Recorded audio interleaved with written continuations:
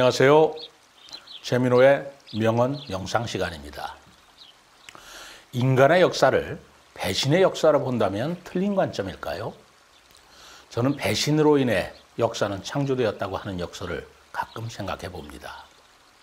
예수가 가롯 유다에게 배신당하지 않았더라면 십자가의 처형도, 나아가 기독교라는 종교도 탄생하지 않았을지도 모르죠. 이성계가 고려를 배신하지 않았다면 조선이라는 나라가 생길 리가 없고, 이완용이 조선을 배신하지 않았다면 일제도 없었을지 모릅니다. 배신의 결과라는 건 참으로 아이러니합니다. 배신으로 인해서 변화와 진보라는 또 다른 세상이 태어날 수도 있으니까요. 하지만 결과적으로 그것이 무엇을 초래하든 간에 배신은 배신을 낳는다는 진리에는 달라지는 것이 없을 것 같습니다. 법정 스님은 인연이라는 것의 가장 큰 피해는 진실 없는 자에게 진실을 쏟아부은 대가라, 이렇게 말씀하셨습니다. 어느 인연 속에서 내가 남을 배신하였기 때문에 오늘날 내가 배신당하고 사는지도 모를 일이지요. 배신당한 아픔을 남에게 탓할 일도 아니라고 생각합니다. 중국 역사상 당나라가 말세 증상을 보이고 있을 때 나라의 질서가 형편없이 무너졌죠. 이때 농민들이 반란을 일으켰습니다. 이때 큰 규모의 황소의 난이라는 반란이 있었는데, 그 황소에게는 신이 많은 가까운 부장으로 주온이라는 사람이 있었습니다. 그는 자기를 키워준 황소를 배신하고 당나라에 투항해서 절도사라는 벼슬을 얻어 오히려 황소를 파멸시키고 말았습니다.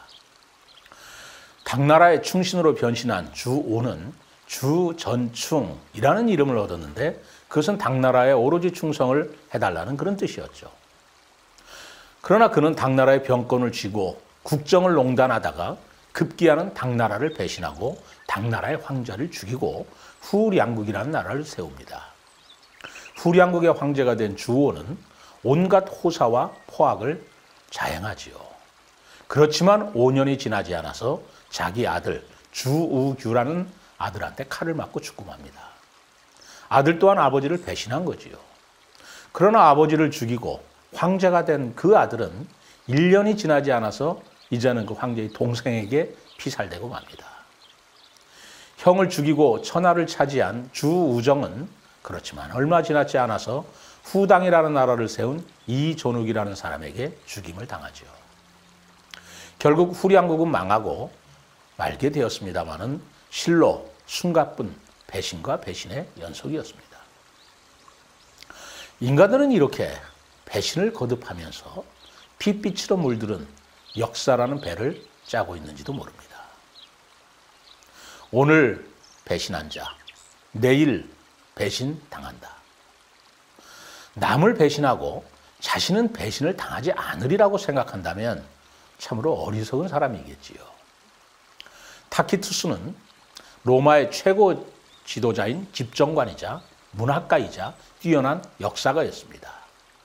타키투스는 그가 저술한 타키투스의 역사라는 책에서 이렇게 얘기했습니다. 황제가 한번 사람들의 원한의 대상이 되면 그가 하는 좋은 일과 나쁜 일 모두 시민의 증오를 불러일으킬 수밖에 없다라고 말했습니다. 시민들에게 배신감을 준 황제는 반드시 시민들에게 배신당한다는 말입니다. 이것이 훗날 정부가 신뢰를 잃으면 콩으로 매주를 쓴다고 해도 믿지 않는 하나의 사회 현상을 가리키는 말로 자리를 잡았습니다. 그것을 타키투스의 함정이라고 말합니다. 정부 혹은 한 조직이 공신력을 잃으면 진실을 말하든 거짓을 말하든 또는 선정을 하든 폭정을 하든 시민들은 모두 거짓과 폭정으로 받아들인다는 것이죠. 우리가 어렸을 적부터 잘 아는 이솝 우화의 늑대와 양치기 소년에서 소년이 결국 늑대에게 잡아먹힌 것은 그가 거듭된 거짓말로 타키투스의 함정에 빠져버렸기 때문이죠. 그렇기 때문에 정부는 백성의 신뢰를 잃지 않기 위해서 무진 애를 써야 합니다. 비단 정부만은 아니겠지요. 회사도 마찬가지고 공공단체도 개인도 모두 마찬가지라고 생각합니다. 중국의 고사성어에 사목위신이라는 말이 있습니다. 나무를 옮겨 신뢰를 쌓는다는 뜻입니다.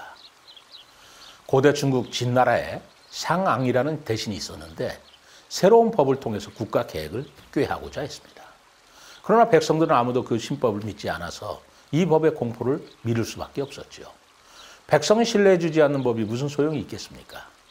그래서 상앙은 수도에 있는 시장의 남대문에 큰 나무 한 그루를 세워놓고 이 나무를 북문으로 옮겨놓는 자에게 황금 10근을 주겠다. 이렇게 공표를 했습니다.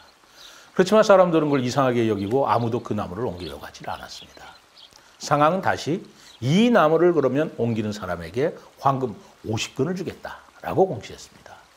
그때 어떤 사람이 용감하게 나와서 이 나무를 남문에서 북문으로 옮겼습니다. 그러자 상황은 즉시 황금 50근을 그 사람한테 주었습니다. 속임수가 없다는 것을 분명히 한 것이죠. 그렇지만 백성들을 믿게 하기 위해서는 한두 번의 실행으로 성공하는 것은 아닙니다. 일관성이 있고 차별이 없어야 합니다. 누구는 지키고 누구는 지키지 않아도 되는 법이란 없는 법이죠. 상황이 신법을 공표한 후에 진의 태자, 왕태자가 법을 어겼습니다. 상황은 지위가 높은 사람들부터 지키지 않으면 법을 지킬 수가 없다라고 강하게 주장하면서 그 태자를 처벌하려고 했지만 왕태자는 임금의 후계자 아니겠습니까? 그러니까 직접 형벌을 갈 수가 없어서 그의 스승인 공자건 그리고 공송가라는 사람을 처벌하고 얼굴에 죄명을 문신하는 묵형을 가했습니다. 중형이었죠. 힘이 있고 측근이라는 이유로 법을 지키지 않아도 된다는 법을 만들면 위정자는 곧 타키투스의 함정에 빠져들기 마련이었습니다. 상황의 이런 일관성 있는 조치로 인해서 백성들이 법을 잘 지켜낸 것은 말할 것도 없습니다. 나무를 옮긴 사람에게 상을 주어서 백성들이 신법을 믿고 따르게 하였다는 이 사목위신이라는 고상 성어는 사기의 상군열전에 나오고 있는 말입니다. 타키투스의 함정과 사목위신. 우리는 어쩌면 배신으로 가득 찬 인간 사회에 살고 있는지 모릅니다만은 이런 사회에 신뢰라는 것이 얼마나 중요한 것인지 보여주는 동서양의 명언입니다. 우리는 배신의 역사, 배신의 사회, 배신의 시대에 살아왔고 지금도 살고 있는지 모릅니다. 그러나 아무리 배신이 판을 치는 세상에서도 오늘 배신한 자, 내일 배신당한다는 격은 결코 잊어서는 안 되겠습니다.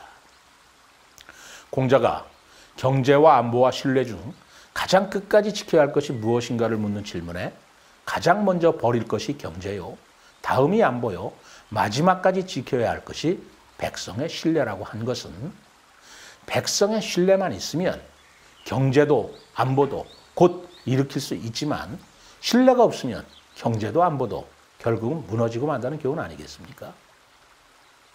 프랑스의 사르트르는 배신은 죄인의 기생충이다라고 말했습니다. 배신하는 자 결국 비참한 죄의 대가를 치러야 하고 죄의 시초는 바로 배신이라고 하는 말이라고 생각이 됩니다. 오늘 배신을 한 자, 내일 배신 당한다. 이 평범한 진리를 절대 잊지 말아야 하겠습니다. 최민호의 명언 명상이었습니다.